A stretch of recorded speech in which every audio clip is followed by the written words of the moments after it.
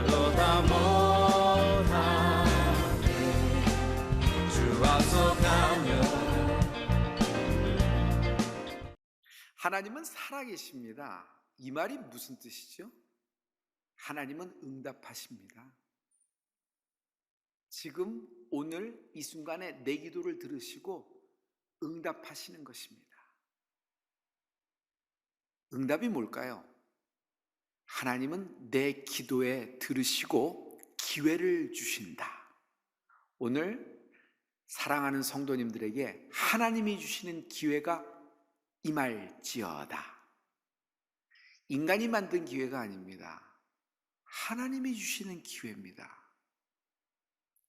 언제 가장 많이 성도들이 응답을 받죠? 평안할 때보다는 환난 중입니다. 자기의 마음이 행복할 때보다는 상한 심령일 때 하나님의 응답이 쏟아지는 것입니다. 갑자기 인생이 확 물줄기가 바뀌는 순간이 있어요. 갑자기 돌발 상황, 위기죠. 그러나 이 돌발과 위기 상황은 응답받을 기회입니다. 벨사살 왕, 바벨론의 벨사살 왕이 가장 자기의 어떤 통치력이 강화되고 아주 그의 리더십이 최고점, 꼭지점을 달랐을 때 잔치를 베풀었습니다. 벨사살 왕은 한껏 취하자, 한껏 달아오르자 선을 넘어가 버립니다. 술을 말아먹기로 작정했어요. 그런데 예루살렘에서 갖고 왔던 금은 기명을 갖고 오라는 겁니다. 그에게는 그냥 은으로 만든 어떤 이게 그릇 같겠지만 그것은 실은 성전에서 사용되는 구별된 하나님께 사용되는 그런 성물이었어요. 거기다가 술을 말아 먹고 돌리는 겁니다. 깡이 대단하지 않아요? 아니요, 망조가 든 겁니다. 한참 술을 말아먹고 돌리고 있는데 하얀색 회벽에 손이 나타납니다. 그리고 글을 쓰기 시작하는데 메네 데겔 우바루신 따따따따따따따 쓰는 겁니다. 근데 희한한 것은 아무도 읽지도 못하고 뜻도 모르는 거예요. 손만 보고 글씨만 보고 떨고 있는 때, 아무도 해석하는 자가 없을 때 다니엘이 나섭니다. 다니엘은 그거를 딱 보더니 읽어내기 시작합니다. 메네 데겔 우바루신. 이 뜻은 왕이시여, 하나님이 벨사살 당신을 하나님의 저울에 달아보았더니 함량미달이더이다. 함량미달이더이다. 벨사살 왕은 그 얘기를 듣고 넓적다리가 후들거리며 이빨이 위아래로 맞으시며 정신이 혼미한 상태입니다. 여러분, 여기서 다니엘이 대단하지 않아요? 아무리 그걸 읽었기로서니, 그 뜻을 알았기로서니 왕 앞에서, 바벨론 왕 앞에서, 황제 앞에서 당신은 수준 미달입니다, 하나님 보기에 함량 미달입니다, 이걸 어떻게 얘기할 수 있을까요? 그런데 다니엘은 그걸 입을 열어 얘기하는 겁니다. 그 하나님이 사용하시는 다니엘처럼 되는 인생이 될지어다. 다니엘을 사용하셔서 하나님은 위대한 일을 하신 겁니다. 벨사살 왕은 그날 밤 급사해버리고 맙니다. 하나님이 훅 불어버리신 것이, 쳐버리신 것이에요. 아니, 잔치를 베푸는 주빈의 왕이, 황제가 그날 그냥 급사해버리고, 그러자 바벨론 성문이 활짝 열어버려져서 메대와 바사 연합군이 무혈 입성하고 그날 밤 바벨론 제국, 동네 도시국가가 아니에요, 제국이에요. 그 단단한 성벽, 강한 경제력, 누구보다도 뽐내는 화려함의 극치, 그 바벨론 성이 그날 다 무너져 버리고 메대와 바사라는 나라로 판이 바뀌는 순간입니다. 인류의 역사가 바뀌는 거죠. 가만 보세요. 하나님은요, 하루아침에도 한 나라를 세우시고 한 나라를 내리시기도 하시는 분입니다. 하나님은 한 기업을 세우십니다. 오늘 하나님은 하루아침에도 한 인생을 세우실 수 있는 분이 하나님이십니다. 하나님은 뜻을 가지고 계획을 갖고 움직이시는 분이에요. 그 결과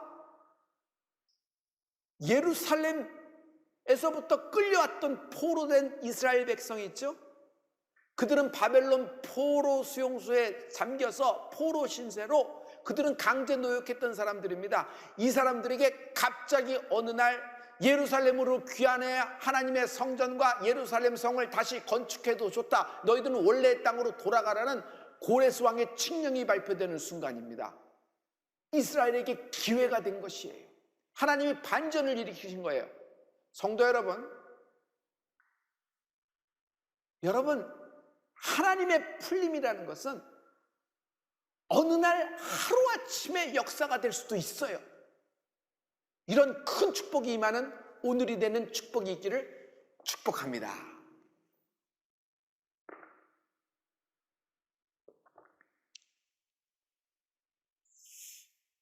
첫째, 방해가 있다.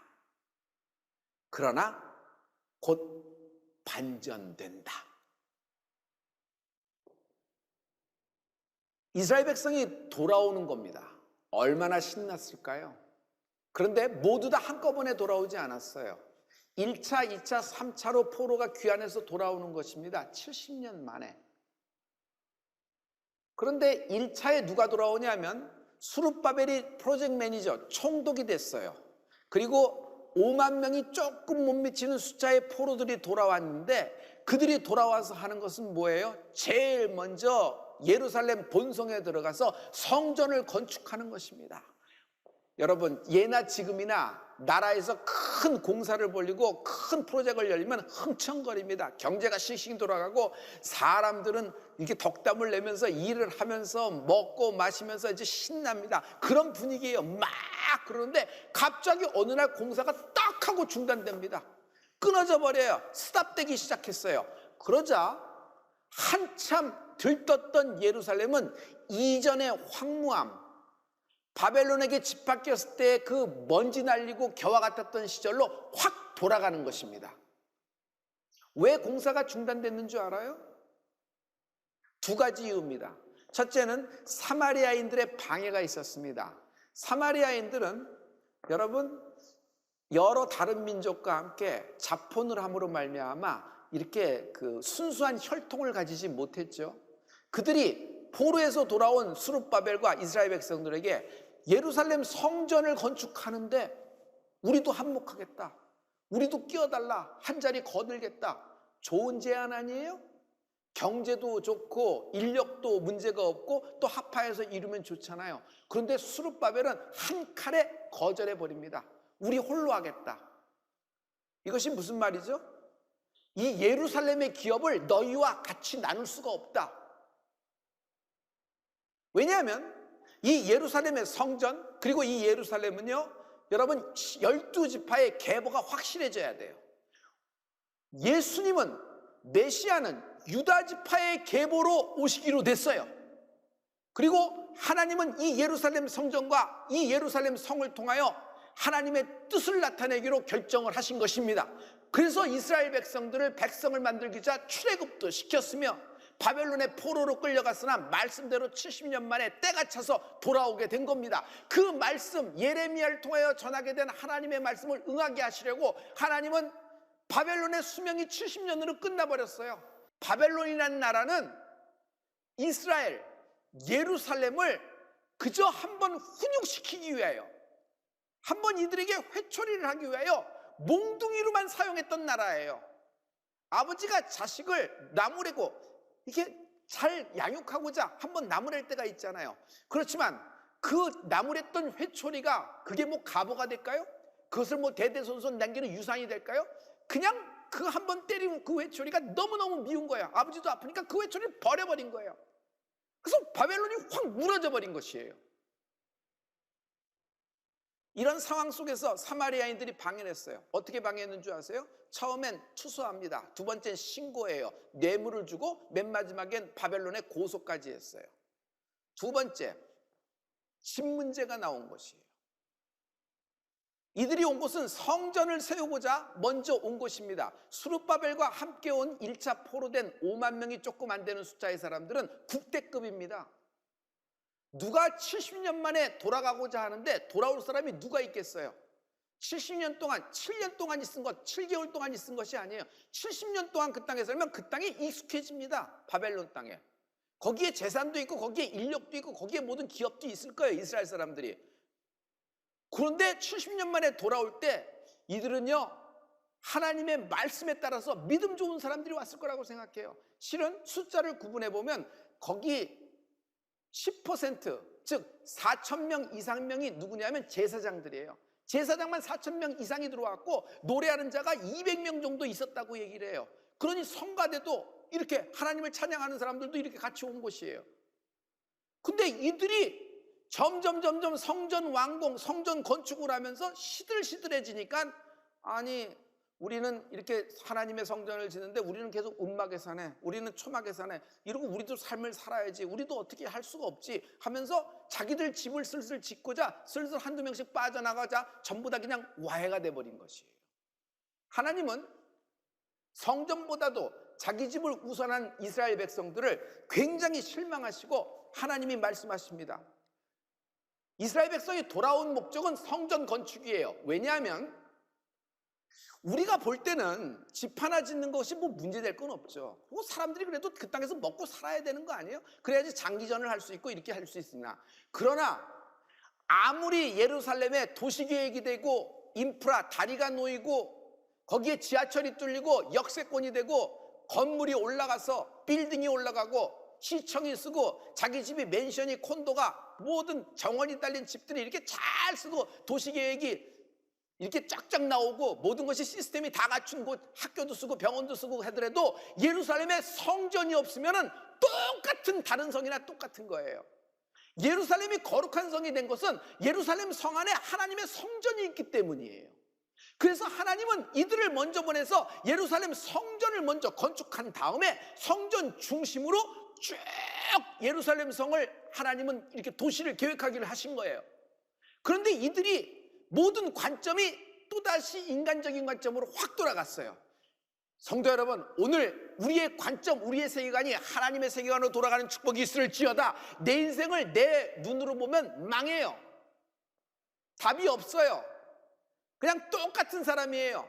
우리가 크리스찬이라는 것은 내 인생을, 나의 환경을, 나의 기업을, 이 지금 세상에 돌아가는 모든 상황을 하나님의 관점, 하나님의 세계관, 말씀으로 보는 은혜가 있을지어다. 이런 사람이 하나님이 풀림을 주시는 것입니다. 할렐루야, 할렐루야. 자기의 좌표를 잃어버렸어요.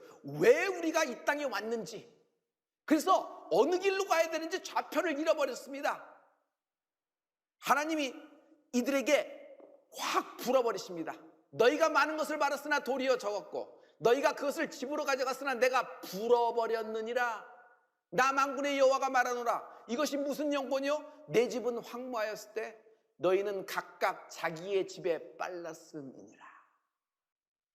여러분 중에는 한 번 죽었다가 하나님이 살려주신 인생이 있을 겁니다.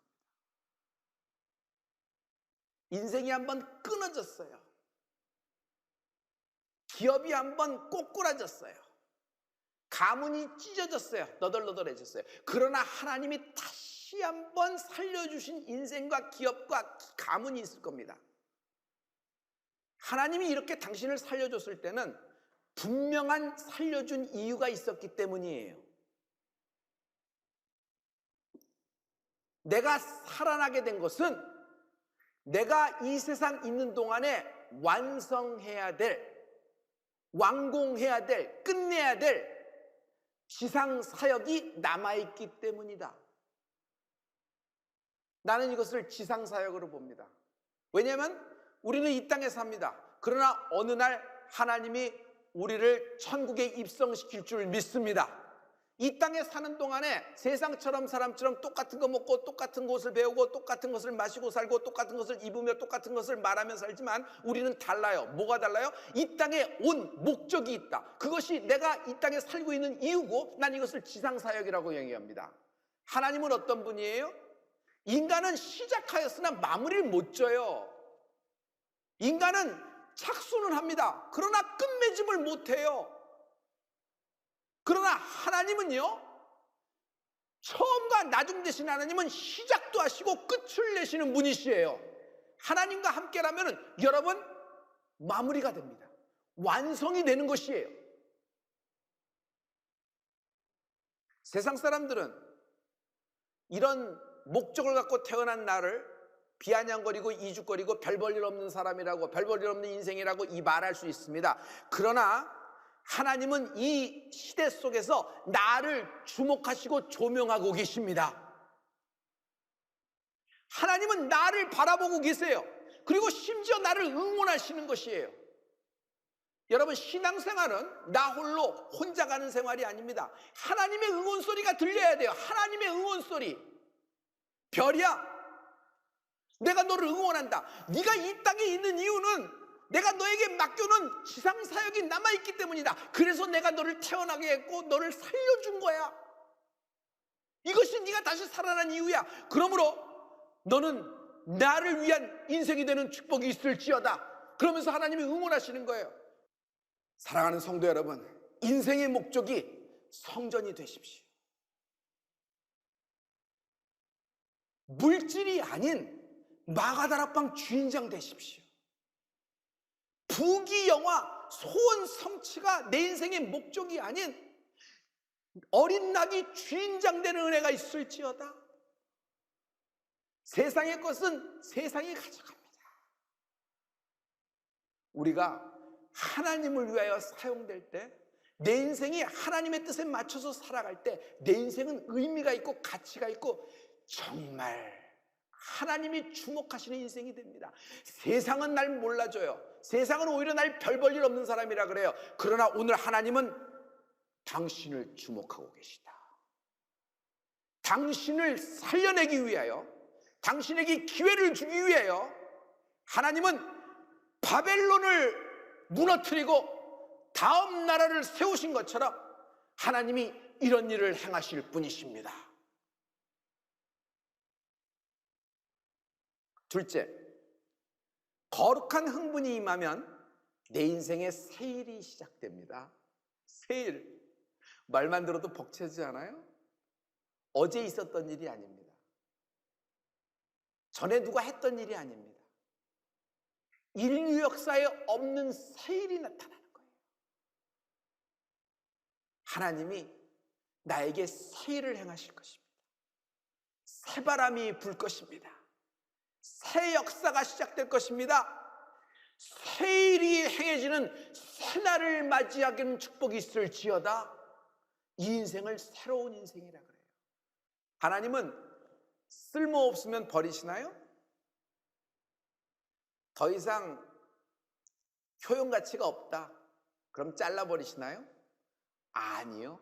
하나님은 한 번 선택한 인생을 버리지 아니하신다. 하나님은 한 번 선택한 가문을 버리지 아니하신다. 하나님은 한 번 뜻을 둔 기업을 버리지 아니하신다.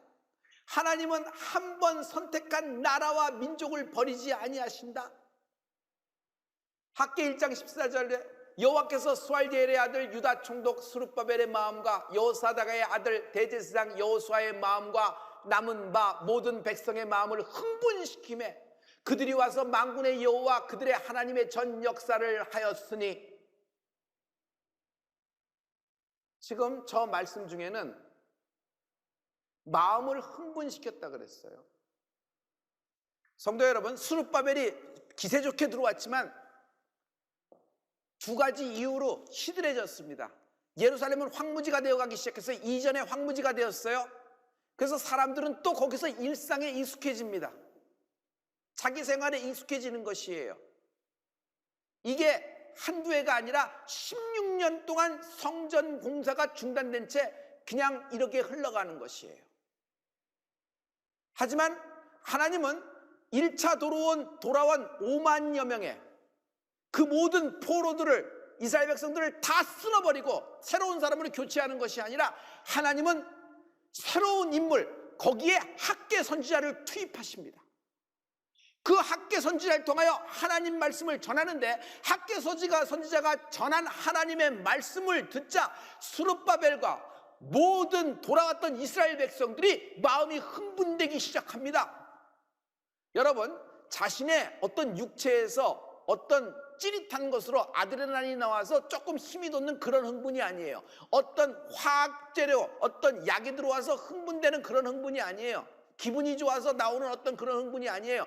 말씀이 나를 흥분시킨 것이에요. 저는 이것을 거룩한 흥분이라 그럽니다. 오늘 하나님의 거룩한 흥분이 임할지어다. 이 하나님의 거룩한 흥분이 임하면요, 중단되었던 것, 끊어졌던 것, 망했던 것, 실패되었던 것, 없어졌던 것이 다시 있게 되는 일이야. 다시 살아나게 되는 것이에요. 다시 일어나게 되는 것이에요. 여러분, 청년이 한번 실패합니다. 끊어진 겁니다. 여러분, 자녀가 끊어진 겁니다. 그러나 그 자녀에게 무슨 얘기를 해도 그 자녀가 일어날 수가 없어요. 그런데 그 자녀에게 필요한 것은 오늘 하나님이 말씀한, 학개 선지자를 통하여 말씀한 하나님의 흥분이에요. 거룩한 흥분이 우리의 자녀들에게 임할지어다. 이 거룩한 흥분이 여러분 가문과 기업에 임할지어다. 인생에 임할지어다. 모든 교회에게 임할지어다. 지금 오늘 나에게 임할지어다.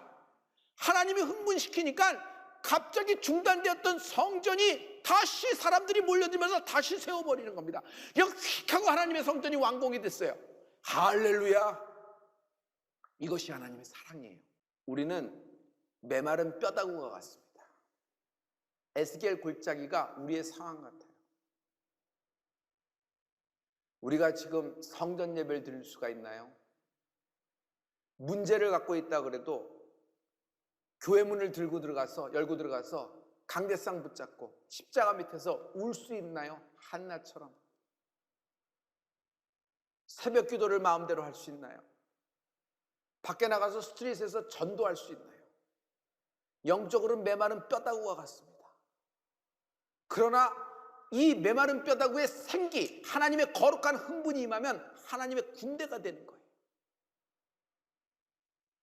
즉 하나님의 거룩한 흥분이 임하면요, 소생이 되는 것이에요. 소생. 교회는 죽었던 영혼이 소생되는 것입니다. 그래서 말씀은 여러분 죽은 심장을 다시 뛰게 해요. 말씀은 죽은 인생을 다시 살려내시는 것입니다. 믿음은 뭐예요? 내 문제 보따리를 어디다 풀어내야 되는지를 아는 것을 믿음이라 그래요. 오늘 나의 문제 보따리, 나의 지긋지긋한 문제 덩어리를 예수님 앞에 풀어놓으면요, 일단 풀어놓은 문제는 내 문제가 아니에요. 이건 예수님의 것이에요. 그러므로 나는 이 문제를 주님께 맡긴 것입니다. 하나님은 나의 문제를 해결해 주실 뿐만 아니라 나를 소생시키실 것입니다. 끊어졌던 인생, 잘라졌던 인생, 죽었던 인생, 거기서 스탑되고 거기서 그냥 흉물스럽게 변한 인생을 하나님은 다시 소생시켜 주실 것입니다. 거룩한 흥분이 임하라. 이 성령의 뜨거운 불, 거룩한 흥분이 임한 결과 학개서에는 결과가 나옵니다. 너희는 오늘부터 이전을 추억하여 보라.